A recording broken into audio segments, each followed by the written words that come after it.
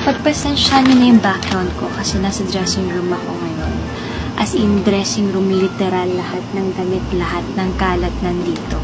Nakita ko tong pants ko, ipa-partner ko na lang siya dito. Para pag bet ko magpa-cute-cute lang, I'm gonna wear that. And then, nakita ko rin tong, I don't know, parang never ko pa siyang nasuot. Low waist, yan. So, just pray na hindi ako kumain ng napakarami dun. Ito man pala ito pinito. Oh, sheesh! And then, partner ko siya dito sa white na to. Kasi, it's hot in Sacramento or in LA. Kasi guys, after namin sa Sacramento, after ng work doon, punta kami ng LA.